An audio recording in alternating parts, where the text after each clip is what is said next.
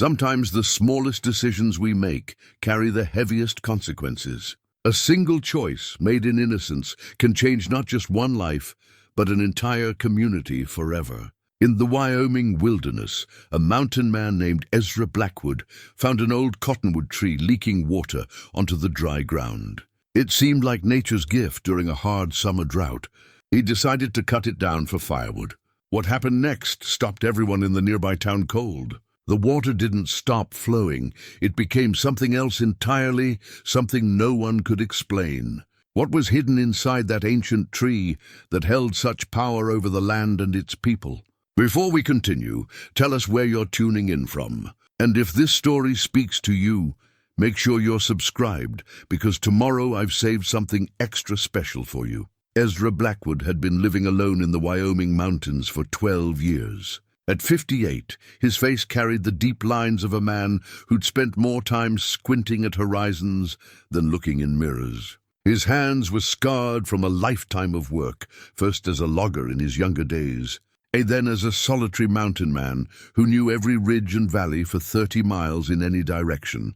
His cabin sat in a clearing surrounded by ponderosa pine and Douglas fir, about an hour's walk from the nearest road. The structure was simple but solid, built with his own hands from timber he'd felled and milled himself. A stone chimney rose from one end, and a covered porch wrapped around the front where he'd sit most evenings, watching the light change across the mountains. He woke each morning before dawn. The routine never changed. Stoke the fire, put coffee on to boil, step outside to read the weather. He could tell more from the wind and sky than any newspaper could tell him about the world. After coffee, he'd check his traps, tend to his small garden, chop wood or hunt depending on the season and his needs. Ezra had learned to live with silence. Not the uncomfortable silence that makes some people nervous, but the deep quiet of the wilderness where every sound means something. The crack of a branch told him if it was deer or elk. The call of a hawk indicated the time of day. The rustle of leaves revealed which way the wind was shifting. This was his language now, more fluent than the English he spoke on his monthly trips to town. Those trips took him to Timber Ridge, a frontier town that had seen better days, but held on with the stubbornness of its 347 residents. The town consisted of a main street with a general store, a saloon that doubled as a boarding house, a blacksmith shop, a small church, and the sheriff's office. Doc Holloway kept his practice in a house at the edge of town, marked by a hand-painted sign that swung in the wind. The people of Timber Ridge knew Ezra as a fair man who kept his word. He'd trade furs and game meat for supplies, always paid his debts and never caused trouble. But they also knew not to pry into his business or ask too many questions about why a skilled logger had abandoned that trade to live alone on a mountain. Sheriff Martha Crane was one of the few people Ezra considered close to a friend, though they rarely spoke beyond necessities. She was 62, had been sheriff for 18 years, and had earned the respect of every man in town through simple competence and an unwavering sense of fairness. She'd lost her husband to a mining accident 20 years back and never remarried. Like Ezra, she understood that some people are better suited to solitude than others. Doc Holloway was another familiar face. He'd been practicing medicine in Timber Ridge for 30 years, had delivered half the children in town, and buried a good portion of their grandparents. He was a thoughtful man, with gentle hands and a sharp mind, educated back east, but content in this remote corner of Wyoming. He'd treated Ezra more than once for various injuries, a gash from a mishandled axe, a fever that nearly killed him one winter, a broken finger from a fall. Then there was Timothy Walsh, the blacksmith's apprentice. He was barely 22, eager and curious, in the way young people are before life teaches them caution. Timothy had a habit of asking questions, of wanting to know the why behind things, not just the how. Most folks found it endearing. Ezra found it exhausting, but he had a soft spot for the boy nonetheless. These were the people who formed the edges of Ezra's world. He didn't need more than that. He'd had more once. A wife, a home in town, friends who'd gather for Sunday dinners and summer picnics. But that was before Sarah died. before grief had hollowed him out and sent him running to the mountains where the silence couldn't judge him for surviving when she hadn't. Sarah had been gone for 12 years. The pain had dulled from a sharp blade to a constant ache, something he carried like old men carry their wounds from long-ago wars. He didn't talk about her, not even to himself most days. But sometimes, in the evenings, when the light hit the mountains just right, he'd remember the way she laughed, and the ache would sharpen again. This particular summer had been brutal. The drought started in May and showed no signs of breaking. The streams ran low, the grass turned brown early, and the forest became a tinderbox, waiting for a careless spark. Ezra had seen droughts before, but this one felt different. The animals sensed it too.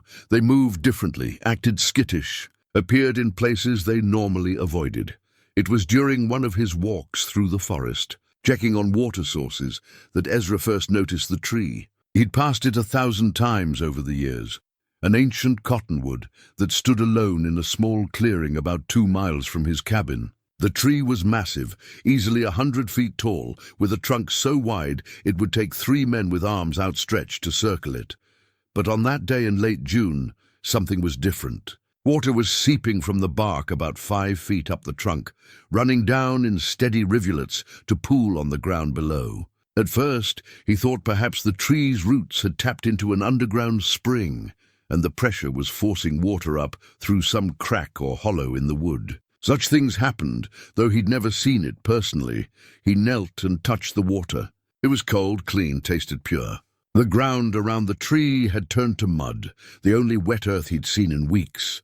He stood there for a long while, studying the tree, trying to understand what he was seeing. The bark looked healthy, no signs of disease or insect damage. The leaves were full and green. By all appearances, the tree was thriving. Over the next 3 weeks, Ezra returned to the cottonwood every few days. The water never stopped flowing. If anything, it increased slightly. The puddle became a small pond, maybe 10 feet across. Animals came to drink. Deer, elk, even a mountain lion he spotted one evening. The tree was providing for them during the drought, like a gift from the earth itself. But the dreams started around the same time. Ezra would find himself standing in the clearing, but the forest looked different, older somehow. The tree was there but younger, and there were others like it scattered across the landscape. People moved among them, tending to them with careful hands. They spoke in a language he didn't recognize, but their actions were clear. They were protecting the trees, honoring them in some way. He'd wake from these dreams with a strange feeling he couldn't name. Not quite unease, but something close to it. A sense that he was seeing something important, something he was meant to understand but didn't. The knife he carried on his belt had belonged to his father and his father's father before that. The handle was worn smooth from generations of hands, the blade kept sharp through constant care. It was more than a tool. It was a connection to the men who'd come before him, to the values they'd held about hard work, self-reliance, and respecting the land that provided for you. That knife had skinned countless animals, carved wood for his cabin, cut rope and leather and everything else a man needed to survive in the wilderness. It had been with him the day Sarah died, though it couldn't cut away grief. It had been with him every day since, a reminder that some things endure even when others don't. By mid-July, Ezra had made his decision. Winter would come eventually, and he needed firewood. The cottonwood was already giving water to the forest. It could give him warmth as well. He told himself it was practical, sensible. The tree was old. It might fall in a storm anyway. Better to harvest it now while it could be useful. He didn't examine too closely why he felt the need to justify the decision to himself. He didn't think about the dreams or the strange feeling that had settled in his chest. He thought only about winter, about survival, about the simple arithmetic of a man alone who needed to prepare for cold months ahead.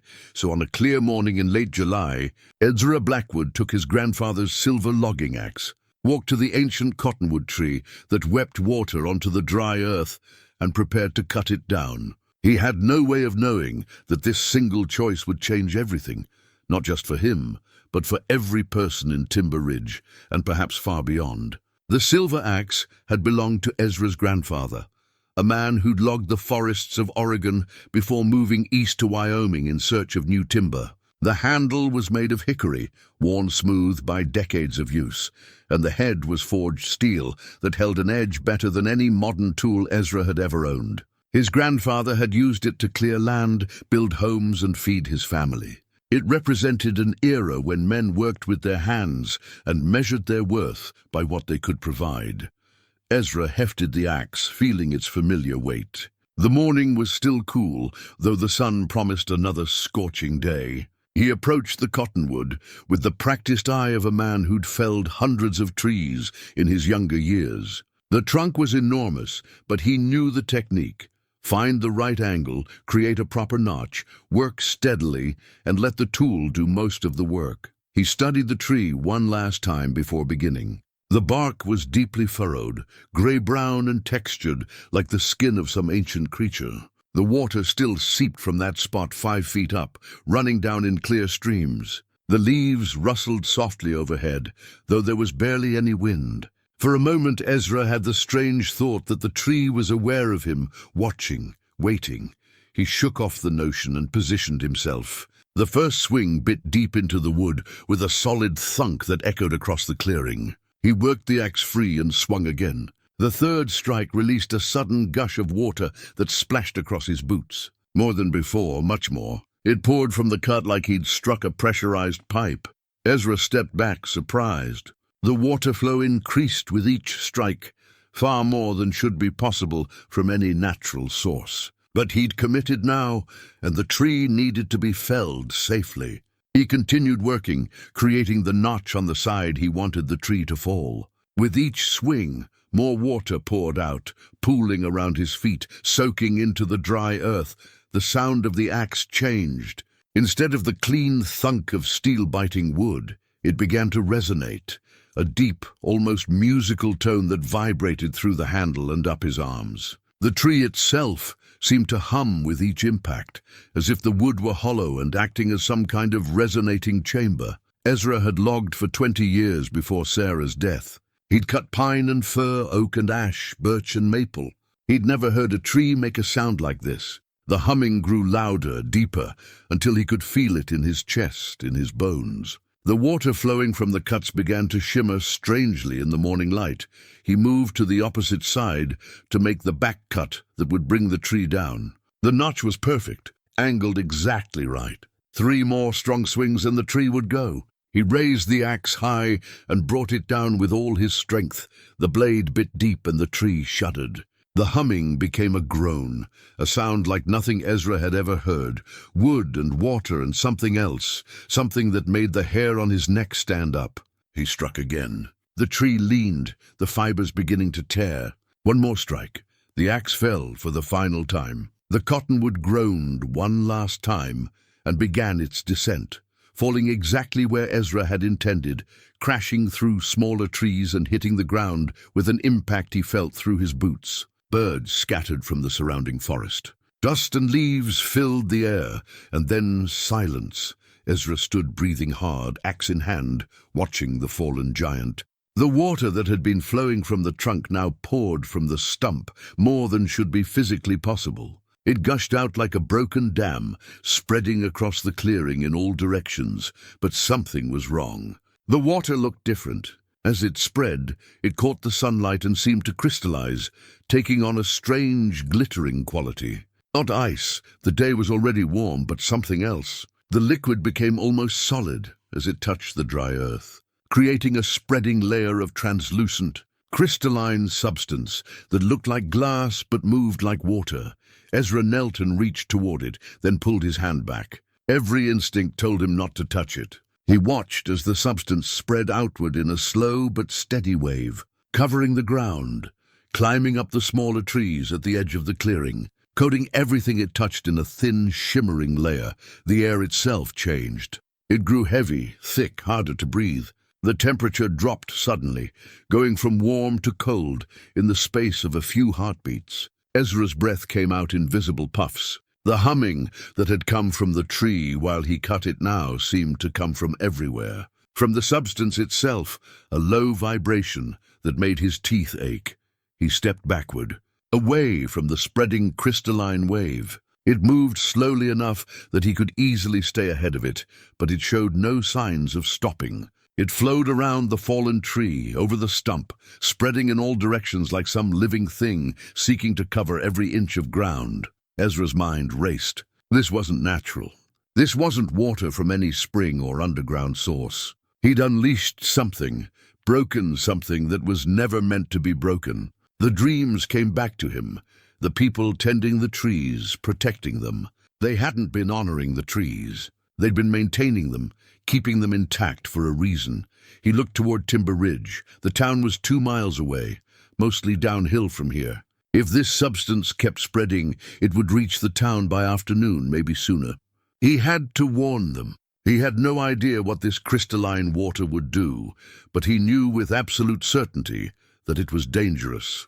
Ezra grabbed his axe and started running. He was 58 and hadn't run anywhere in years, but fear gave him speed. He crashed through the underbrush, following the game trail he knew would take him fastest to the road. Behind him, the humming grew louder, and he could swear he heard the sound of water flowing, spreading, consuming the forest floor. He burst out onto the dirt road that led to Timber Ridge and kept running.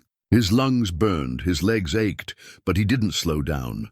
The town appeared ahead, its wooden buildings looking small and fragile against the vast landscape. A few people moved along the main street, going about their morning business, unaware that something impossible was heading their way. Ezra stumbled into town, gasping for breath. Several people turned to stare at him. He never came to town at a run, never showed this kind of urgency. Sheriff Crane stepped out of her office, hand instinctively going to the pistol at her hip when she saw his face. Ezra, what's wrong? He bent over, hands on his knees, trying to get enough air to speak. The tree, he managed. I cut down the tree. Something's coming. Something's wrong. More people gathered around him. Doc Holloway pushed through the small crowd.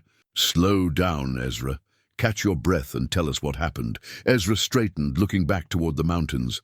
The cottonwood that was leaking water. I cut it down this morning. The water changed. It turned into something else, spreading across the ground. It's heading this way. I don't know what it is, but we need to... He stopped. At the edge of town, where the road came down from the mountains, something glittered in the sunlight. The crystalline substance had moved faster than he'd thought possible. It flowed down the road like a living thing, spreading to either side, covering everything in its path with that strange, translucent sheen. The crowd turned to look. Someone gasped. The substance reached the first building, the old stable at the town's edge, and began climbing the wooden walls. It reached the town limits and stopped. Just stopped, as if hitting an invisible barrier. It spread sideways, following the perimeter of the town, but came no closer to the buildings or the people standing in the street.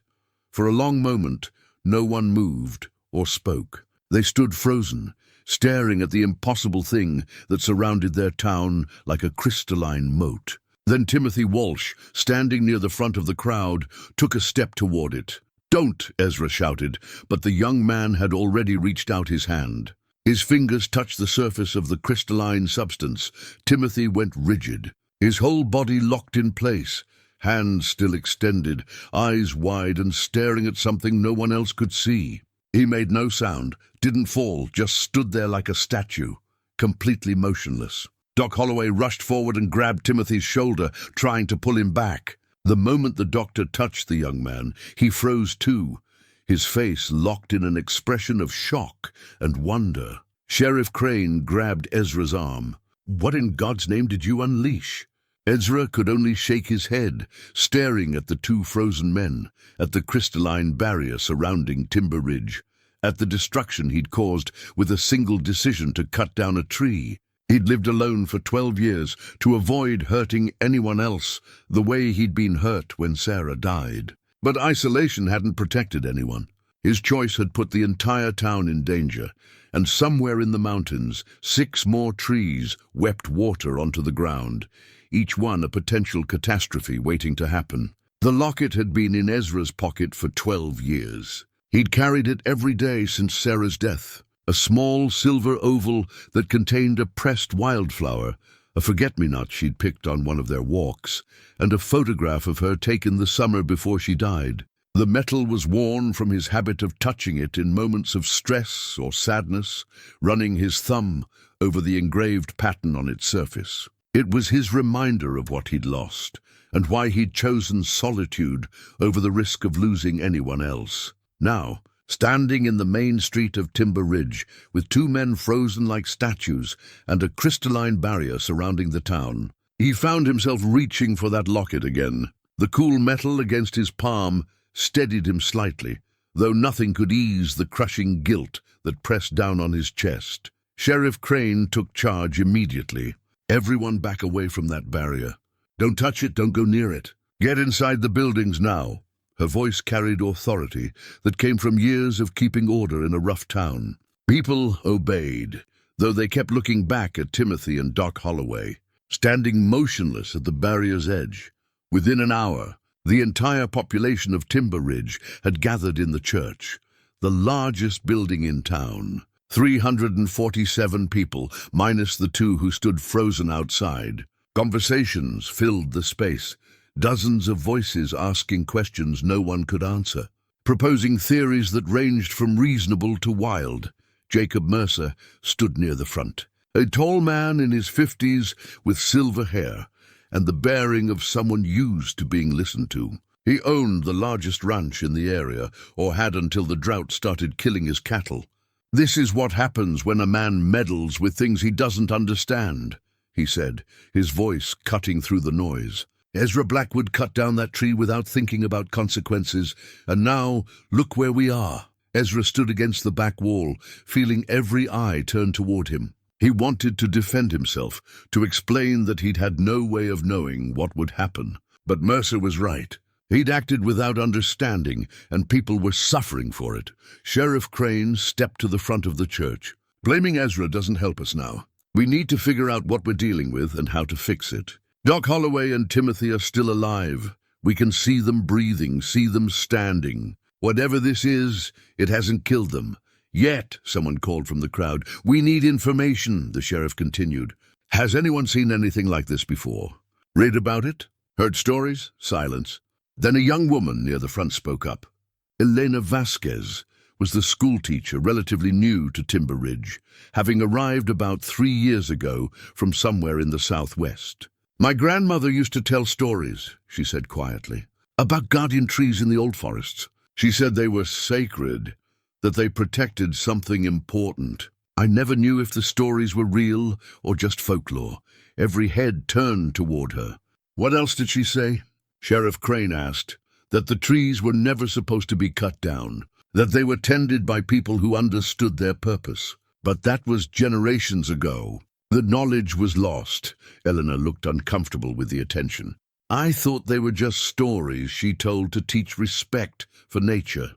Timothy's voice had mentioned something similar just last week. Ezra remembered the young man asking questions about the weeping tree, saying he'd heard old legends about such things. At the time, Ezra had dismissed it as the kind of romantic notions young people held about the wilderness. Sheriff Crane made a decision. "Elena, Ezra, come with me. We're going to the town archive. If there are any records, any mentions of these trees or anything unusual about this area, we need to find them." She pointed to 2 men in the crowd. "You two, keep watch on Doc and Timothy. Note any changes, no matter how small. Everyone else, stay calm and stay inside. We'll figure this out." The town archive was a small room in the back of the general store where old documents were kept in crates and filing cabinets. The founder of Timber Ridge, a man named Josiah Crane, the sheriff's great-grandfather, had been meticulous about record-keeping. Letters, journals, land surveys, and town meeting minutes dating back to 1847 were stored here. Though few people had any reason to look at them, Ezra, Elena, and Sheriff Crane began searching through the documents. Dust filled the air as they opened boxes that hadn't been disturbed in decades. The silence was broken only by the rustle of old paper and the occasional comment about what they'd found. It was Ezra who discovered the journal. Leather-bound, its pages yellowed and brittle, it was tucked in a wooden box labeled J. Crane, Personal. He opened it carefully. The handwriting was elegant but faded, dated entries beginning in March 1847. He read aloud. "We have established our settlement in the valley below the mountains. The land is rich, water plentiful, and the forest abundant. The native people we encountered spoke of trees in these mountains that must not be disturbed. They called them the Weeping Sentinels, said they were placed here by the ancients to guard the sacred springs." Sheriff Crane leaned over his shoulder. "That's my great-grandfather's writing." "Keep reading." Ezra turned the page. "I paid little attention to these warnings at first, dismissing them as superstition. But I have seen these trees myself now. 7 of them scattered throughout the mountains, each one ancient beyond measure, each one weeping water from their trunks. The native elder who spoke with me was insistent.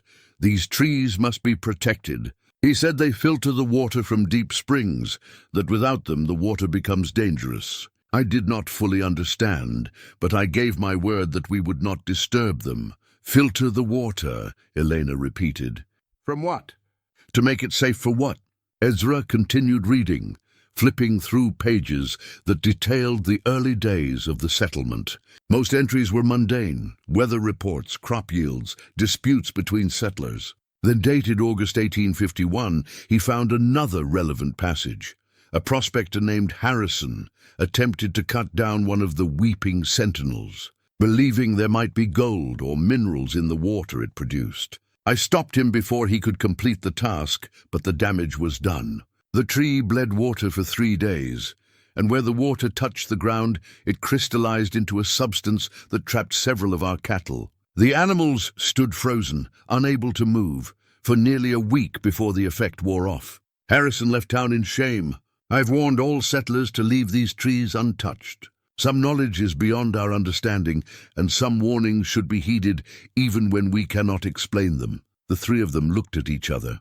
The pattern was clear. Cut the tree, water becomes crystalline, things freeze in place. But that didn't explain why or how to reverse it. The effect wore off, Sheriff Crane said. After a week, the cattle recovered. Maybe Timothy and Doc will be fine if we just wait. Maybe, Ezra said, though he wasn't convinced. But the journal says Harrison didn't complete the task.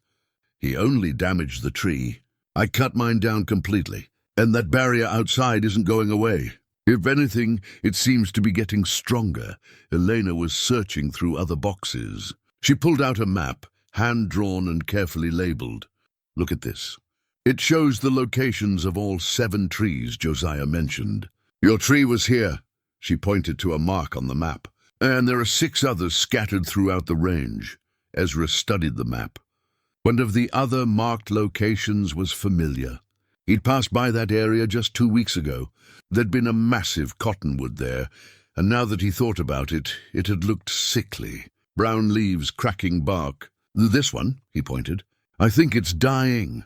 The implications settled over them like a weight. One tree cut down had trapped a town. One tree dying might do the same or worse. And they had no idea how to stop it or reverse the damage already done.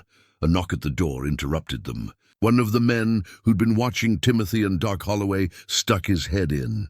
Sheriff, you need to see this. They're moving. The Founder's Journal lay open on the table as they rushed out of the archive. Ezra grabbed it, unwilling to leave behind what might be their only guide to understanding what was happening. The leather binding was soft with age, the pages fragile, but Josiah Crane's words were the closest thing they had to a map through this crisis. Outside, Timothy and Doc Holloway were no longer frozen in place. They stood near the barrier, moving slowly, like men waking from a deep sleep. Their eyes were open but distant, unfocused. As Ezra and the others approached, Timothy blinked and turned his head. I saw it, he said, his voice hoarse. I saw everything. Doc Holloway nodded slowly. The land, the water, the people who came before. He looked at his hands as if surprised to find them moving again. How long were we standing there? About 2 hours, Sheriff Crane said. What did you see? Timothy sat down heavily on the ground, still looking shaken. When I touched the barrier, it was like falling into a river of memories. Not my memories, older ones. I saw this valley before the town existed, saw people living here who knew these mountains better than we ever could. They understood the trees, the water. They knew what it was and why it mattered. What was it? Elena asked, kneeling beside him. The water comes from deep in the earth, Timothy said. From springs that have been there since before people walked this land. The water carries minerals, elements from deep underground. In its pure form, it's powerful, too powerful. It affects living things, freezes them in place, traps them in time. The trees evolved to filter it, to process those minerals, and make the water safe. Doc Holloway continued the explanation. The trees are like lungs for the earth, breathing in the dangerous water and breathing out something clean. They've been doing it for thousands of years. Cut one down, and the unfiltered water escapes. That crystalline substance, that's the water in its raw form, before the trees process it. Ezra felt the weight of understanding settle on him. He hadn't just cut down a tree. He'd destroyed a natural system that had been protecting this valley for longer than recorded history. The dying tree, he said. If it fails naturally, the same thing will happen. Worse, Timothy said. I saw that too in the visions. If enough trees fail, if too many of them are cut down or die, the effect spreads. The underground water system is all connected. It flows beneath the mountains, feeding all 7 trees. Lose too many, and the whole system fails. Sheriff Crane crossed her arms, processing this information. So we need to protect the remaining trees and figure out how to fix the damage you've already done to the one you cut. The stump, Ezra said suddenly. We need to go back to the stump. If the tree was filtering the water, maybe the roots are still alive, still trying to do their job. Maybe there's a way to help them, to close off the flow. Elena stood. In my grandmother's stories, there were rituals, ways to tend the trees, to heal them if they were damaged. She said the knowledge was passed down through families, but it died out when the last keeper passed away. That would have been in the 1940s. Did she teach you any of it? Sheriff Crane asked. Fragments, pieces. She tried, but I was young and didn't understand the importance. I thought they were just pretty stories. Elena's face showed regret. I remember something about herbs, about speaking to the trees in a certain way, about working with the moon phases. Timothy pulled himself to his feet. We need to go back to the stump. We need to understand what we're dealing with before we can fix it. The 4 of them made their way out of town, skirting the crystalline barrier that still surrounded Timber Ridge. The substance hadn't spread beyond the town's boundaries, but it showed no signs of fading either. It created a shimmering wall between the town and the forest, beautiful and terrible at the same time. The walk to the fallen cottonwood took them through familiar forest, but Ezra saw it differently now. Every tree took on new significance. Were they part of this system too, in some smaller way? Did the entire forest depend on those 7 ancient guardians? When they reached the clearing, the devastation looked worse than Ezra remembered. The massive cottonwood lay where it had fallen, its branches broken, its trunk split in places from the impact. The stump rose from the ground like a monument to his mistake. Water still flowed from it, but slower now, and the crystalline substance covered the ground for 50 feet in all directions. Timothy approached the stump carefully, avoiding the crystalline layer. He knelt at the edge and examined the wood. Look at this, he said. The stump is hollow. There's a cavity inside, like the whole center of the tree was empty. They gathered around, peering into the stump. The hollow went deep, farther down than seemed possible. Ezra could see roots extending down into darkness, and beyond that, the glint of water reflecting what little light penetrated the opening. There's a chamber down there, Doc Holloway said. Under the tree, the water is coming from below, flowing up through the roots. Ezra studied the inside of the hollow. Strange markings covered the inner surface of the wood, patterns that looked almost like writing, though in no language he recognized. The marks were old, carved into the living wood so long ago that the tree had grown around them, incorporating them into its structure. Someone made this, Elena said, tracing one of the patterns with her finger without touching it. This isn't natural. The tree was cultivated, shaped over time to do this specific job. Timothy pointed down into the hollow. We need to go down there. Whatever system exists to filter the water, it's below ground. That's where we'll find answers. The four of them looked at each other. Going down into an unknown chamber beneath a tree that leaked mysterious water seemed dangerous at best, suicidal at worst. But Timber Ridge was surrounded by a crystalline barrier. 2 people had already been frozen for hours, and another tree was dying somewhere in these mountains. They didn't have the luxury of caution. They needed answers, and those answers were waiting in the darkness below the stump. The stone markers were the first thing Ezra saw when they descended into the chamber. Carved from granite, each stone stood about 3 feet tall and was positioned at regular intervals around the underground space. The markings on them matched the patterns inside the tree stump, angular symbols that might have been writing or might have been something else entirely. Some form of communication that went beyond language. They'd fashioned a rope from spare line Timothy had brought and used it to lower themselves one at a time into the hollow. The chamber was larger than it had appeared from above, a natural cave that had been modified and expanded over time. The ceiling was perhaps 15 feet high, supported by the massive roots of the fallen cottonwood.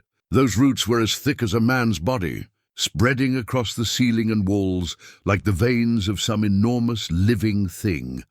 Water pooled in the center of the chamber, fed by a spring that bubbled up from somewhere deeper still. The water was clear, but had that strange quality Ezra had noticed before. It seemed to shimmer with an inner light, catching and reflecting illumination that shouldn't exist in this dark place. The spring was the source of everything.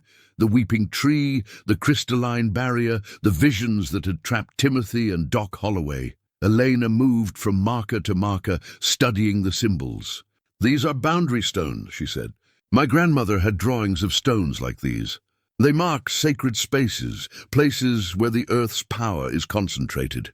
She knelt beside one, careful not to touch it. Each stone is positioned precisely. They form a pattern, a circle that contains the spring. "The water is different inside the circle," Doc Holloway observed. He'd been studying the spring itself. "Look at how it flows. Inside the circle it's calm, controlled, but if you look at where it seeps past the markers, it becomes agitated, unstable." Timothy was examining the roots overhead. The tree's roots grow along the stones, following the pattern. It's like the tree and the stones were working together to contain the spring, to process the water before it reached the surface. Ezra stood in the center of the chamber, trying to understand the system he'd inadvertently destroyed. The ancient people who'd created this had understood something fundamental about the water, about its power and danger. They'd built a living filter, combining natural growth with carved stone and careful placement to create something that could last for thousands of years. And he'd taken an axe to it without a second thought. "We need to map all of this," Sheriff Crane said. She'd brought paper and pencil and was already sketching the layout of the chamber. "If there are 6 more trees, there are probably 6 more chambers like this. We need to understand the system as a whole." They spent the next hour documenting everything they could see. Elena copied the symbols from the stones, trying to capture every detail. Timothy measured the distances between markers and the dimensions of the chamber. Doc Holloway collected a sample of the spring water in a glass vial, sealing it carefully. Ezra examined the roots, noting how they'd been trained or encouraged to grow in specific patterns. When they climbed back to the surface, the sun was past its peak. The walk back to town was quiet, each of them processing what they'd seen. The crystalline barrier still surrounded Timber Ridge, unchanged. As they approached, they could see people watching from windows, waiting for news. But before they reached the town, they encountered Jacob Mercer and a group of men on horseback. Mercer's face was set in hard lines, and the men with him carried axes and saws. A dozen of them, all armed with logging tools. Sheriff Crane stepped into their path. "Where do you think you're going with those?" "To solve this problem the only way that makes sense," Mercer said. "Those trees are the source of the trouble. We cut them all down, drain the water, and this ends." "You can't," Timothy said, stepping forward. "That will make everything worse. The trees are protecting us, filtering the water. Destroy them, and the raw water spreads everywhere." Mercer's expression didn't change. The way I see it, one tree caused this mess. Getting rid of the rest eliminates the threat. It's simple mathematics. It's not simple, Elena said. The underground water system connects all 7 trees. Cutting them down won't drain anything. It will just release all that dangerous water at once. It could spread across the entire region. And I'm supposed to take the word of a school teacher and a blacksmith's apprentice over my own experience. Mercer shook his head. I've ranched this land for 30 years. I know how to solve problems. You remove the source, the problem goes away. Ezra understood Mercer's thinking because it mirrored his own from that morning. Practical, direct, simple. It was the kind of solution that made sense when you didn't know what you were dealing with. I thought the same thing, he said quietly. That's why we're in this situation. The tree wasn't the problem, it was the solution. We just didn't understand it. So what? We leave them standing and hope for the best. Mercer gestured toward town. That barrier has been there for 6 hours. It's not getting weaker, it's getting stronger. I saw it earlier. It's grown 3 inches higher since this morning. Meanwhile, we're trapped. Can't get supplies in or out. Can't reach our ranches or farms. How long do you expect people to wait while you study old stones and read journals? Sheriff Crane's hand rested on her pistol. Jacob, I understand you're scared. We all are. But charging off to cut down more trees without understanding what you're doing is exactly how we got into this mess. Give us time to figure this out properly. Time. Mercer's voice dripped with contempt. Time for what? For more people to get frozen when they touch that barrier. For the whole town to starve when our food runs out? I've got 50 head of cattle that need tending, and I can't reach them. Every day we wait costs me money I can't afford to lose. One of the men behind Mercer spoke up. The drought already killed half my herd. I can't afford to lose the rest because we're too scared to take action. Ezra saw the fear behind their anger. These were men whose livelihoods were failing, who'd watched the drought destroy their work, and who now faced a threat they couldn't fight with tools or strength. They needed something to do, some action to take, even if it was the wrong action. 3 days, Ezra said. You give us 3 days to find a solution. If we can't fix this by then, I'll help you cut down the trees myself. Sheriff Crane shot him a sharp look, but he met her eyes steadily. He understood men like Mercer because he'd been one of them his whole life. They needed a deadline, a concrete promise, something to hold on to. Mercer considered this. 3 days. But if that barrier is still standing on the 4th day, we're taking down every tree in these mountains. And Ezra, you're coming with us whether you like it or not. You started this. You'll help finish it. The group rode off, leaving the 4 of them standing in the road. Sheriff Crane turned on Ezra. 3 days? What made you think we can solve this in 3 days? Because we have to, Ezra said simply. You saw those men. They're desperate. Desperate people do desperate things. If we can't give them hope, they'll take action on their own. Back in town, the tension was palpable. The barrier had indeed grown, exactly as Mercer had said. It now stood about 7 feet high, a shimmering wall that completely enclosed Timber Ridge. People had tried throwing things over it. Nothing passed through. They'd tried digging under it. The crystalline substance extended into the ground. They were truly trapped. A town meeting was called for that evening. Every resident crowded into the church again, and this time the fear was harder to hide. Food supplies would last maybe a week. Water from the wells was still clean, but no one knew if that would change. Children cried, sensing their parents' anxiety. Old folks sat quietly, having lived through enough hardships to know when a situation was truly dire. Elena stood at the front and explained what they'd discovered. She spoke clearly, using simple language, making sure everyone understood about the springs, the filtering system, the purpose of the trees. She told them about the visions, about the ancient people who'd built this system, about why cutting down more trees would be catastrophic. When she finished, an elderly woman in the back row raised her hand. My grandmother told me stories about her grandmother, would have been my great-great-grandmother. Said she was one of the water keepers, last of her line. Always said the knowledge would be needed again someday, but she died before teaching anyone properly. Did she leave anything behind? Elena asked. Any writings, any tools? There's a bag of hers up in my attic, herbs and such.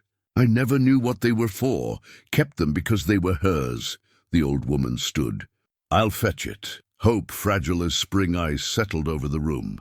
Maybe they weren't as lost as they'd feared. Maybe the knowledge wasn't entirely gone. Maybe, with 3 days and the fragments of old wisdom, they could find a way to close what Ezra had opened, to heal what he had broken. But first, they needed to find that dying tree. The medicine bag was made of deer skin, soft with age and use. Inside were bundles of dried herbs wrapped in cloth, small carved stones, a length of braided cord, and a notebook filled with cramped handwriting in faded ink. Elena's hands trembled as she opened it, recognizing immediately that this was exactly what they needed. The old woman who'd brought it, her name was Margaret Holloway. Doc's mother sat beside Eleanor as they examined the contents. My great-great-grandmother was called Anna. She learned from her mother, who learned from hers. The knowledge went back generations, all the way to the people who first tended these trees. Elena read aloud from the notebook. The trees breathe for the earth, taking in what is dangerous and releasing what is safe. To close a tree that has been opened, one must speak to the roots in the old language, offer the sacred herbs, and work with the moon's blessing. The closing must be done with respect and understanding, or the tree will not respond. Do you know the old language? Timothy asked some of it. My grandmother taught me phrases, songs. I never understood their purpose, but I remember them. Elena looked up from the notebook. This describes a ritual, step by step. It requires specific herbs at specific times, and it must be done at night, under a waning moon. Sheriff Crane checked the calendar hanging on her office wall. The moon is 2 days past full. It's waning now. We could attempt the ritual tomorrow night, but there's more. Elena continued reading. Before the closing can succeed, one must understand why the tree was opened. The ritual requires intention, not just action. The person who harmed the tree must be the one to heal it, and they must do so with full knowledge of what they're repairing. All eyes turned to Ezra. He'd known on some level that this would fall to him. The guilt had been eating at him since the moment the tree fell. Now he had a chance to make it right, but the responsibility felt heavier than any burden he'd carried before. I'll do it, he said. Whatever needs to be done. Doc Holloway leaned forward. The ritual is dangerous, according to these notes. The person performing it must touch the spring water directly, must allow it to show them the truth of what they've done. It's similar to what happened to Timothy and me, but deeper, more intense. You'll see not just memories, but consequences. The weight of your action and all its ripples through time. I can handle it, Ezra said. Though he wasn't sure that was true, Eleanor spent the rest of the evening studying the notebook, copying key passages and trying to decipher the parts written in the old language. Timothy helped her identify the herbs in the medicine bag, matching them to plants that grew in the surrounding mountains. Some they would need to gather fresh. Others were there in the bag, still potent despite their age. The ritual required sage, mountain laurel, and forget-me-nots. The sage and laurel could be found easily enough, but forget-me-nots were rare at this elevation and this time of year. Timothy remembered seeing some near a stream about 3 miles north, in a sheltered valley that stayed cool even in summer. I'll go at first light, he said. We need them fresh for the ritual to work. Sheriff Crane organized the practical matters. Food was rationed carefully. They had enough for 5 days if everyone was careful. Water was plentiful from the wells, and so far it remained clean. Guards were posted around the barrier to watch for changes and to keep people from touching it. The last thing they needed was more frozen townspeople. Jacob Mercer made a point of stopping by the church that evening. He stood in the doorway, hat in hand, looking uncomfortable. Heard you've got a plan, he said to Ezra. That true?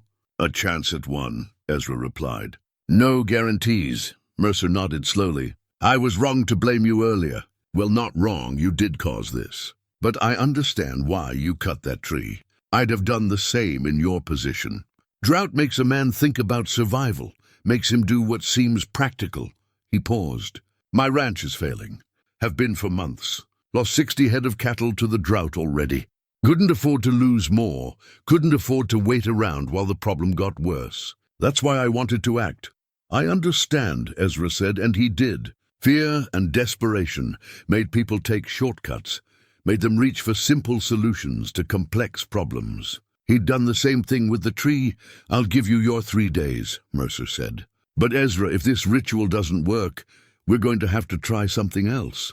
Can't let the whole town starve because we're afraid of making things worse. After Mercer left, Ezra sat alone in the church, turning the locket over in his hands. He opened it, looked at Sarah's photograph. She'd been practical too, but she'd also been patient. She would have taken time to understand before acting. She would have asked questions, sought advice, thought through consequences. She wouldn't have grabbed an axe and rushed into a decision. He'd been running from her memory for 12 years, but maybe what he needed was to run toward it. To remember not just the loss, but the lessons. Sarah had made him better, more thoughtful, more connected to the world around him. In leaving society after her death, he'd abandoned those parts of himself too. The ritual tomorrow night would require him to face what he'd done with full awareness. Part of him dreaded that. The guilt was already crushing. But another part, the part that still remembered the man he'd been when Sarah was alive, knew that facing consequences was necessary. You couldn't heal what you refused to acknowledge. Elena found him there an hour later. She sat beside him in the pew, not speaking at first. Finally, she said, "My grandmother used to say that the earth forgives us when we make mistakes, as long as we try to make them right. She said that's what the trees teach us, how to take in what's harmful and transform it into something good." I hope she was right. Ezra said, "The ritual will work," Elena said with more confidence than he felt. "Not because the herbs are magical or the words are powerful, but because you understand now what you didn't understand before. That's what the trees respond to: understanding, respect, intention. You'll close what you opened because you finally see why it should never have been opened at all." They sat together in the quiet church, two people carrying the weight of old knowledge and new responsibility, hoping that tomorrow night would bring redemption rather than further disaster. Timothy left before dawn to search for the forget-me-nots. He took the rifle and a pack with food and water, expecting to be gone most of the day. The valley, he remembered, was 3 miles north, but the terrain was rough and the flowers might be difficult to find. Elena gave him careful instructions about how to harvest them properly, with respect, with intention, taking only what was needed. While Timothy was gone, Ezra and Elena returned to the fallen cottonwood. They needed to prepare the site for the ritual, to understand exactly what they'd be working with when night came. The morning was already hot, promising another scorching day. The drought showed no signs of breaking. The crystalline substance around the stump had hardened overnight, becoming more solid, more permanent-looking. Ezra knelt beside it and studied the way it had formed. It wasn't random. There was a pattern to it, radiating out from the stump in geometric lines that suggested some kind of underlying structure. "It's following the roots," Elena observed. "Look how it branches. It's tracing the path of the root system underground." She was right. The crystalline lines matched exactly where Ezra knew the major roots had spread. The tree, even in death, was still trying to do its job, still trying to contain and process the water that flowed from the spring below. But without the living wood, without the filtering system that had taken thousands of years to develop, it was failing. They climbed down into the chamber again, this time bringing lanterns to see better. In the improved light, Ezra noticed things he'd missed before. More markings on the walls, not just on the stones. Carved into the living rock were diagrams, maps, he realized. Detailed maps showing not just the 7 trees in this area, but hundreds of others spreading across what he recognized as the western half of North America. "There are more," Elena breathed, tracing the marks with her finger. So many more. Each tree was marked with the same symbol that appeared on the boundary stones. Links connected them, showing the underground water systems that linked them all together. It was vast, far larger than either of them had imagined. This wasn't just a local system protecting one valley. It was continental in scale. They found more documents in a niche carved into the wall, papers protected from moisture in sealed clay jars. The papers were old, but preserved, covered in writing in multiple languages. Elena recognized Spanish, English, and what might have been French. There were also languages neither of them knew, angular scripts that might have been indigenous or might have been something older. Ezra carefully unfolded one of the English documents. It was dated 1847 and signed by Josiah Crane. I have compiled what knowledge I could gather from the native peoples, the Spanish missionaries, and my own observations. The trees are not native to this land, in the way we understand native species. They were brought here or perhaps cultivated here by people who lived thousands of years before any European set foot on this continent. He read further, his hands starting to shake. These trees serve a vital purpose. The water that flows from the deep springs carries minerals from the Earth's core, elements that should not reach the surface in concentrated form. In its raw state, this water has the power to freeze time itself, to trap living things in a state between life and death. The trees filter these minerals, breaking them down through their living processes, releasing clean water that sustains rather than traps. Elena picked up another document, this one in Spanish. She translated slowly. It speaks of the Great Freezing, an event that nearly destroyed the people who lived here long ago. Many trees died in a plague, and when they fell, the raw water spread across the land. Entire villages were frozen. Animals, plants, everything that the water touched became trapped. It took generations for the survivors to cultivate new trees, to restore the balance. They vowed that the knowledge of the trees would be preserved forever, that no one would ever again carelessly destroy what protects all life. They looked at each other, the full weight of what they were reading settling on them. This wasn't just about Timber Ridge. The tree Ezra had cut down was part of a network protecting the entire continent. If enough trees failed, if the system collapsed, the consequences would be catastrophic. Ezra found another document, this one dated 1923 and written in English by someone named Catherine Ortiz. I am the last keeper trained in the old ways. My mother taught me, and her mother before her, but the knowledge is dying. Young people move to cities, and the old traditions seem like superstitions to them. I have tried to pass on what I know, but no one listens. When I am gone, the trees will be unprotected. I pray that they remain strong enough to survive without human care, but I fear for the day when ignorance destroys what wisdom built. This is what happened, Eleanor said quietly. The knowledge died out. People forgot why the trees mattered. And now we're here, trying to piece together what was lost.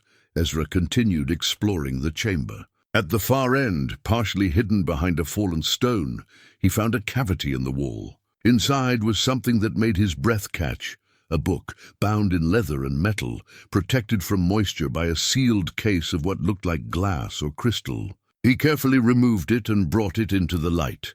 The book was a manual, written in multiple languages with detailed illustrations. It showed the proper way to tend the trees, how to perform rituals for healing damaged ones, how to cultivate new trees if needed, and most importantly, what would happen if the system failed.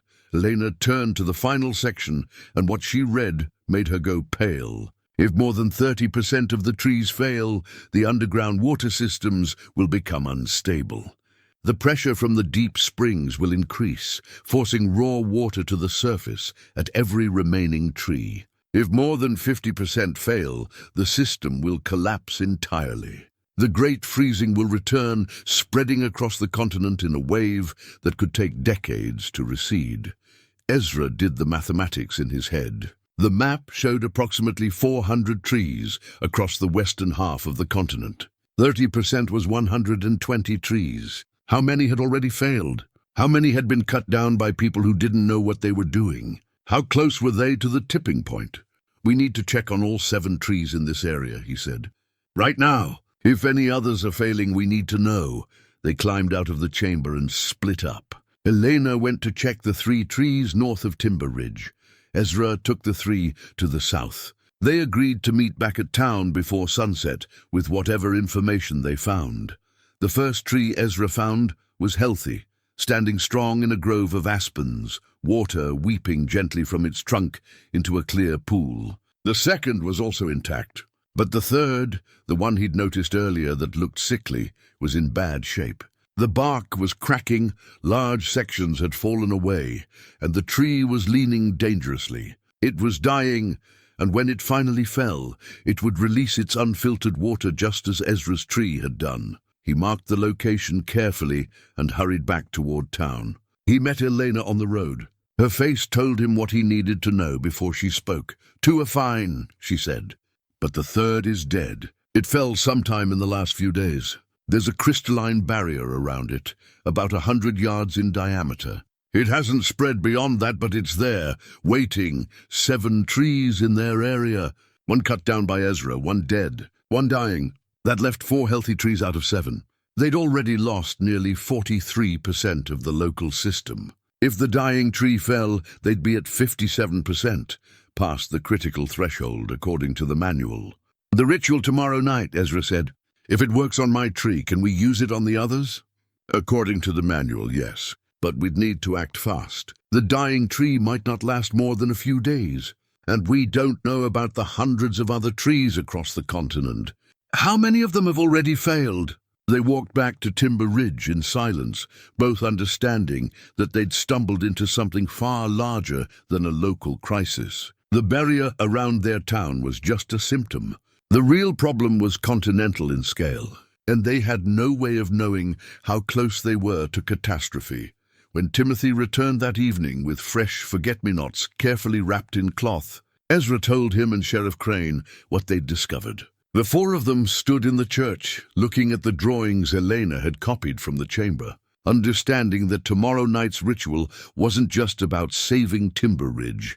It was about preventing the great freezing from returning, about protecting a system that had kept an entire continent safe for thousands of years, about making right a mistake that could have consequences beyond anything Ezra had imagined when he'd raised his axe that morning.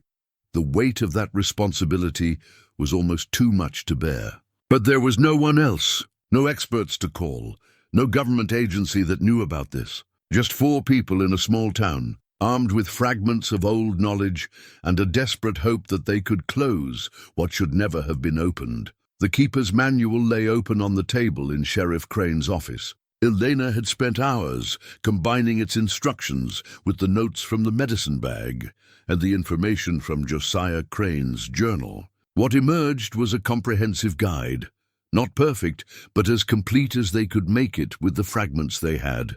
The ritual required precise timing and careful preparation. They would begin at moonrise, work through the night, and complete the closing just before dawn. Ezra would need to fast for the entire day beforehand to clear his mind and body. The herbs would be prepared in a specific order, burned in a specific pattern around the boundary stones in the chamber below the stump. But the most important element, according to every source they'd consulted, was intention. The person performing the ritual had to understand fully what they were repairing, had to accept responsibility for the damage they'd caused, and had to approach the task with genuine humility and respect. The trees, according to the old writings, could sense the difference between empty gestures and true understanding. "You'll need to speak to the spring," Eleanor explained, showing Ezra the phonetic transcriptions she'd made of the old language. These phrases asked permission to approach, acknowledge the harm that was done, and request the opportunity to make amends. They're not magic words that force the tree to respond. They're a way of showing respect, of demonstrating that you understand the relationship between humans and these guardians. Ezra practiced the phrases, stumbling over the unfamiliar sounds. Elena corrected his pronunciation patiently, making him repeat each line until he could say it smoothly. The language felt ancient in his mouth, syllables that probably hadn't been spoken in this valley for generations. Timothy was preparing the physical elements of the ritual. The sage and mountain laurel had been bundled and dried slightly over the fire, just enough to help them burn cleanly. The forget-me-nots would be fresh, placed at specific points around the chamber. He'd also fashioned a simple compass from a magnetized needle and a piece of cork floating in water, not for finding direction, but for monitoring the trees. The manual had described how the trees' magnetic fields changed when they were healthy or distressed. Timothy hoped his device would let them track the other trees' conditions without having to visit each one physically. Sheriff Crane was managing the town. The barrier had grown another foot overnight, now standing 8 feet high and slowly closing over the top of the town like a dome. People were frightened, supplies were running low, and tensions were rising. Jacob Mercer and his men had been quiet so far, but she could see them gathering, talking in small groups, making plans of their own in case the ritual failed. She called a final town meeting that evening. Everyone gathered in the church once more, and she explained what would happen that night. She was honest about the risks, about what they'd discovered in the underground chamber, about the continental scale of the system they were dealing with. Some of you are thinking that if this ritual fails, we should cut down the remaining trees, she said. I understand that impulse, but I need you to hear this clearly. Cutting down more trees will not save us. It will doom us, and possibly doom every living thing in the western half of this continent. The barrier around our town is a warning, not a punishment. It's showing us what happens when these systems fail. An old farmer in the back stood up. So what are we supposed to do? Just hope this ritual works? Put all our faith in some old superstitions? Not superstition, Doc Holloway said, standing. Science we don't fully understand yet. I touched that barrier. I saw what it showed me. The water from those springs has properties that our current science can't explain, but that doesn't make them less real. The people who built this system understood something we forgot. We're just trying to remember, Elena added her voice. My grandmother told me that knowledge isn't just facts you learn from books. It's wisdom passed down through generations, tested by time, proven by survival. The people who tended these trees for thousands of years knew what they were doing. We're the ones who forgot, who thought we knew better. This ritual is our chance to reconnect with that older wisdom. A woman holding a small child spoke up. What happens if it doesn't work? What happens to us? Ezra stood, and the room fell silent. He hadn't spoken at a town gathering in 12 years. If the ritual fails, it's my responsibility to make this right in whatever way I can. But I believe it will work, not because I have faith in my own abilities, but because I finally understand what I did wrong. I acted without thinking, without respecting what I was destroying. The ritual is about more than just closing a wound in the earth. It's about acknowledging that wound, taking responsibility for it, and committing to do better. He looked around at the faces watching him. For 12 years I've lived alone on that mountain. I convinced myself I was protecting people by staying away, that I couldn't hurt anyone if I kept my distance. But isolation isn't protection. It's just another way of avoiding responsibility. These trees taught the people who tended them something important. We're all connected. What I do affects you. What you do affects the land. What happens to the land affects all of us. There's no separating ourselves from the consequences of our actions. The room was quiet. Then Timothy stood. I'll be with Ezra tonight, helping with the ritual. If anyone wants to help, we could use volunteers to maintain watch, to be ready in case something goes wrong. Hands went up across the room. More than Ezra had expected. People who'd been strangers to him. People he'd barely spoken to in all his trips to town. People who were willing to trust him with their lives because they had no other choice. Sheriff Crane organized them into shifts. Some would watch the barrier, tracking any changes. Others would stand guard around the fallen tree, ready to help if needed. A few volunteered to prepare food and supplies for afterward, hopeful that there would be an afterward. As the meeting dispersed, Jacob Mercer approached Ezra. The rancher's face was hard to read, but his voice was steady. I meant what I said about giving you 3 days. This is day 2. Tomorrow night, if that barrier is still standing, my men and I will take action. But tonight I'll be part of the watch. If your ritual works, I want to see it. If it fails, I want to be there to help figure out what comes next. It was as close to an apology as Ezra was likely to get, and he accepted it with a nod. The day dragged on with agonizing slowness. Ezra fasted as instructed, drinking only water from the town well. His stomach growled, but he welcomed the discomfort. It kept him focused, reminded him that some things required sacrifice and discipline. He spent the afternoon at Sarah's grave, telling her about everything that had happened, about the mistake he'd made and the chance he had to fix it. "I've been half alive since you died," he said to the simple wooden marker. "Going through motions, surviving but not really living. Maybe that's why I cut down that tree without thinking. I'd gotten used to not thinking, to not engaging with the world around me. But these people need me to be fully present now, to be the man I was when you were alive. The man who thought before acting, who considered consequences, who cared about more than just himself." As the sun set, Elena came to find him. Together they walked to the fallen cottonwood. Timothy was already there, having spent the day preparing the chamber below. He'd cleaned the space, arranged the boundary stones in their proper positions, and set up lanterns that would light their work through the night. Sheriff Crane arrived with a dozen townspeople who would maintain the watch. They spread out in a circle around the clearing, far enough back to be safe, but close enough to help if needed. Mercer was among them, rifle across his lap, watching everything with careful attention. The moon rose, waning but still bright enough to cast shadows. It was time Ezra climbed down into the chamber, followed by Elena and Timothy. The spring bubbled in the center, its strange luminescence the only light beyond their lanterns. The air was cool and damp, carrying the mineral smell of deep earth. Ezra felt his heart pounding, his mouth dry despite the water all around him. Elena handed him the first bundle of sage. "We begin by purifying the space, acknowledging the damage that was done and asking permission to attempt healing." He took the sage, feeling its texture against his palm, and lit it from one of the lanterns. The smoke rose, acrid and sharp, filling the chamber. Following Elena's instructions, he walked the perimeter of the circle, formed by the boundary stones, letting the smoke drift over each one, speaking the words she'd taught him. The stones seemed to respond. Ezra couldn't explain it rationally, but he felt something shift in the chamber, as if the space itself was waking up, paying attention. The spring's bubbling grew louder, and the water's luminescence intensified. Timothy placed the forget-me-nots at the cardinal points around the spring, his hands careful and respectful.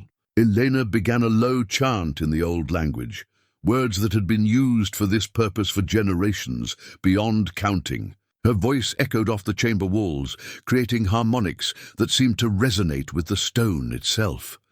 Ezra moved to the spring. This was the moment he'd been dreading. According to the ritual, he would need to place his hands directly in the water to let it show him the full truth of what he'd done. It would be like what happened to Timothy and Doc Holloway, but deeper, more intense. He would see not just memories, but consequences, not just the past, but possible futures. He knelt at the water's edge. The surface was perfectly still, despite the bubbling source below, as if waiting for him. He could see his reflection in it, a face lined with age and regret, eyes that had seen too much loss and not enough hope. "I'm ready," he said. Though he wasn't sure that was true, Elena placed her hand on his shoulder.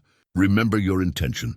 Remember why you're doing this. The water will test you, show you things that are hard to see. But if your intention is pure, if your understanding is real, it will also show you the way to heal what was broken." Ezra took a deep breath, thought of Sarah, thought of the town above them trapped behind a crystalline barrier, thought of the hundreds of trees across the continent, and the thousands of years of wisdom that had kept them standing. Then he plunged his hands into the spring. The ritual herbs were more than just plants. They were the key to communication, a bridge between human intention and the ancient intelligence of the trees. As Ezra's hands touched the spring water, the forget-me-nots, sage, and mountain laurel began to glow with a soft light, their essences releasing into the chamber air. The water was cold, shockingly so, and the moment his skin made contact, The world disappeared. Ezra found himself standing in the same chamber, but different. The stone was newer, the carvings fresh. People moved around him, speaking in that ancient language Elena had taught him fragments of. They tended the spring with careful hands, adjusting the boundary stones with precision. Singing to the tree roots that spread across the ceiling, he understood, in a way that transcended language, what they were doing. They were maintaining a balance, keeping the dangerous minerals in the deep water from reaching the surface in concentrations that could harm. The tree above was young, carefully cultivated, its roots trained to follow specific patterns that maximized its filtering capacity. The vision shifted. Years passed in moments. He saw generations of keepers tending the trees, passing knowledge from parent to child, maintaining a system that protected entire populations who never knew they were being protected. He saw droughts and floods, fires and winters. And through it all, the trees stood, weeping their gentle tears, filtering the dangerous water and releasing what was clean and safe. Then he saw the plague, a disease that swept through the trees, killing dozens, then hundreds. The keepers worked desperately to save what they could, but some trees were too far gone. As they died, raw water spread across the land. Villages froze. Animals became trapped in crystal. The survivors fled or adapted, learning to avoid the crystalline zones, waiting decades for the affected areas to slowly return to normal. The keepers cultivated new trees, a process that took generations. They developed better techniques, stronger varieties, more robust systems. They swore that the knowledge would be preserved forever, that no one would ever again carelessly destroy what protected all life. But the vision showed him what happened next. The knowledge faded. Keepers died without apprentices. The old languages disappeared. Written records were lost or forgotten. By the time Josiah Crane arrived in 1847, only fragments remained, preserved by a handful of families who half remembered the old ways but no longer fully understood their importance. Ezra saw his own century. He saw Catherine Ortiz, the last trained keeper, dying alone with her knowledge unshared. He saw the decades that followed, trees standing unprotected, some dying from disease or age or accident, each one releasing its burden of unfiltered water. Small zones of crystalline barrier appeared in remote areas, unexplained by science, dismissed as anomalies. And then he saw himself. He saw his own hands raising the axe, saw the blade bite into ancient wood, saw the tree fall and the water spread.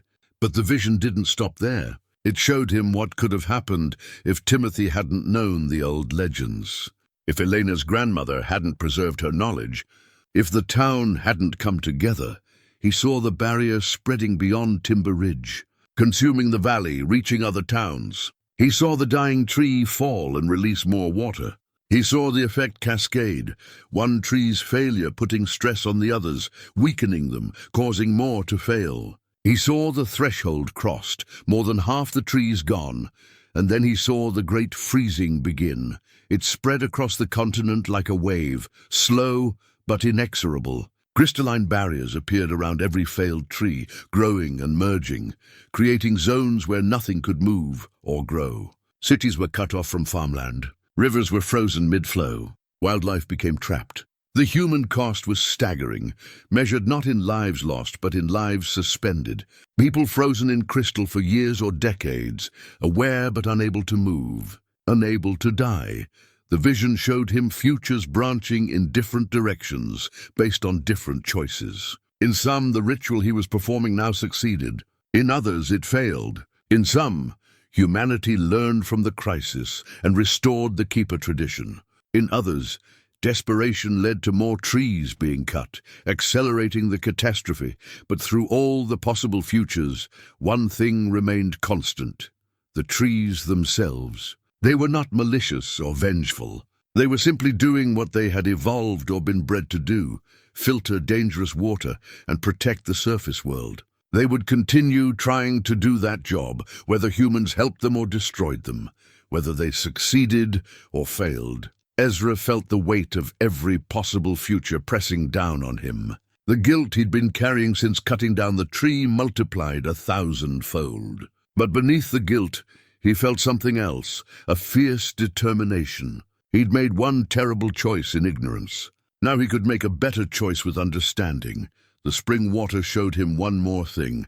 The tree wasn't gone. The stump remained, and deep below the roots still lived. The filtering system was damaged, but not destroyed. If he could reconnect what had been severed, if he could help the roots remember their purpose, the tree could heal. Not back to what it was. That would take decades or centuries, but enough to close the flow of raw water, enough to dissolve the barrier around Timber Ridge. The vision released him. He gasped, pulling his hands from the water, his whole body shaking. Elena and Timothy caught him before he fell. The living root had survived when the rest of the tree fell. Ezra had seen it in the vision. A single major root that extended deeper than all the others, connecting directly to the spring source. That root was the key. If he could strengthen it, encourage it, help it remember its function, the filtering system could partially restore itself. The root, he gasped, still shaking from the vision's intensity. There's one main root that goes deeper. We need to find it, to work with it directly. Timothy understood immediately. He'd seen the chamber's structure, had traced where the root system spread. The back wall. There was a section where the roots were thicker, more concentrated. That must be it. They moved to the rear of the chamber, where the wall was covered in root growth. The roots here were as thick as Ezra's leg, ancient and strong. He placed his hand against them, and even through the bark he could feel a faint pulse, the flow of water moving through the living tissue. Elena consulted the keeper's manual by lantern light. "The ritual requires blood," she said quietly. "Not much, but it has to be freely given. The person who harmed the tree offers their own life force to help it heal. It's symbolic, but it's also practical. Human blood carries minerals that the roots can use." "The ritual tomorrow night," Ezra said. "If it works on my tree, can we use it on the others?" "According to the manual, yes. But we'd need to act fast. The dying tree might not last more than a few days. And we don't know about the hundreds of other trees across the continent. How many of them have already failed?" They walked back to Timber Ridge in silence, both understanding that they'd stumbled into something far larger than a local crisis. The barrier around their town was just a symptom. The real problem was continental in scale, and they had no way of knowing how close they were to catastrophe. When Timothy returned that evening with fresh forget-me-nots carefully wrapped in cloth, Ezra told him and Sheriff Crane what they'd discovered. The four of them stood in the church, looking at the drawings Elena had copied from the chamber, understanding that tomorrow night's ritual wasn't just about saving Timber Ridge. It was about preventing the great freezing from returning, about protecting a system that had kept an entire continent safe for thousands of years, about making right a mistake that could have consequences beyond anything Ezra had imagined when he'd raised his axe that morning. The weight of that responsibility was almost too much to bear. But there was no one else, no experts to call, no government agency that knew about this. Just four people in a small town, armed with fragments of old knowledge and a desperate hope that they could close what should never have been opened. The keeper's manual lay open on the table in Sheriff Crane's office. Elena had spent hours combining its instructions with the notes from the medicine bag and the information from Josiah Crane's journal. What emerged was a comprehensive guide, not perfect, but as complete as they could make it with the fragments they had. The ritual required precise timing and careful preparation. They would begin at moonrise, work through the night, and complete the closing just before dawn. Ezra would need to fast for the entire day beforehand to clear his mind and body. The herbs would be prepared in a specific order, burned in a specific pattern around the boundary stones in the chamber below the stump. But the most important element, according to every source they'd consulted, was intention. The person performing the ritual had to understand fully what they were repairing, had to accept responsibility for the damage they'd caused, and had to approach the task with genuine humility and respect. The trees, according to the old writings, could sense the difference between empty gestures and true understanding. "You'll need to speak to the spring," Eleanor explained, showing Ezra the phonetic transcriptions she'd made of the old language. These phrases ask permission to approach, acknowledge the harm that was done, and request the opportunity to make amends. They're not magic words that force the tree to respond. They're a way of showing respect, of demonstrating that you understand the relationship between humans and these guardians. Ezra practiced the phrases, stumbling over the unfamiliar sounds. Elena corrected his pronunciation patiently, making him repeat each line until he could say it smoothly. The language felt ancient in his mouth, syllables that probably hadn't been spoken in this valley for generations. Timothy was preparing the physical elements of the ritual. The sage and mountain laurel had been bundled and dried slightly over the fire, just enough to help them burn cleanly. The forget-me-nots would be fresh, placed at specific points around the chamber. He'd also fashioned a simple compass from a magnetized needle and a piece of cork floating in water, not for finding direction, but for monitoring the trees. The manual had described how the trees' magnetic fields changed when they were healthy or distressed. Timothy hoped his device would let them track the other trees' conditions without having to visit each one physically. Sheriff Crane was managing the town. The barrier had grown another foot overnight, now standing 8 feet high and slowly closing over the top of the town like a dome. People were frightened, supplies were running low, and tensions were rising. Jacob Mercer and his men had been quiet so far, but she could see them gathering, talking in small groups, making plans of their own in case the ritual failed. She called a final town meeting that evening. Everyone gathered in the church once more, and she explained what would happen that night. She was honest about the risks, about what they'd discovered in the underground chamber, about the continental scale of the system they were dealing with.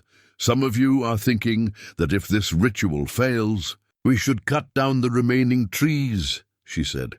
"I understand that impulse, but I need you to hear this clearly. Cutting down more trees will not save us. It will doom us, and possibly doom every living thing in the western half of this continent. The barrier around our town is a warning, not a punishment. It's showing us what happens when these systems fail." An old farmer in the back stood up. "So what are we supposed to do? Just hope this ritual works? Put all our faith in some old superstitions?" "Not superstition," Doc Holloway said, standing. "Science we don't fully understand yet. I touched that barrier.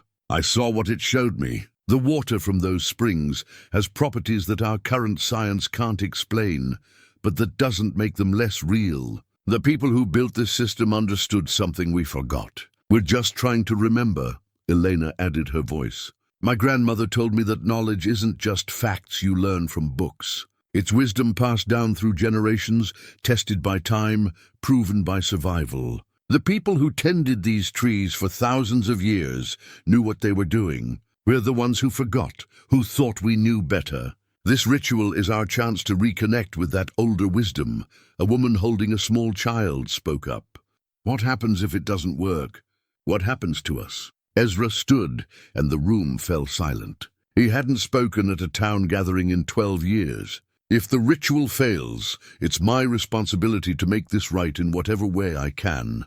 But I believe it will work, not because I have faith in my own abilities, but because I finally understand what I did wrong. I acted without thinking, without respecting what I was destroying. The ritual is about more than just closing a wound in the earth. It's about acknowledging that wound, taking responsibility for it, and committing to do better." He looked around at the faces watching him. "For 12 years I've lived alone on that mountain. I convinced myself I was protecting people by staying away, that I couldn't hurt anyone if I kept my distance. But isolation isn't protection. It's just another way of avoiding responsibility. These trees taught the people who tended them something important. We're all connected. What I do affects you. What you do affects the land. What happens to the land affects all of us. There's no separating ourselves from the consequences of our actions." The room was quiet. Then Timothy stood. "I'll be with Ezra tonight, helping with the ritual. If anyone wants to help, we could use volunteers to maintain watch, to be ready in case something goes wrong." Hands went up across the room. More than Ezra had expected. People who'd been strangers to him. People he'd barely spoken to in all his trips to town. People who were willing to trust him with their lives because they had no other choice.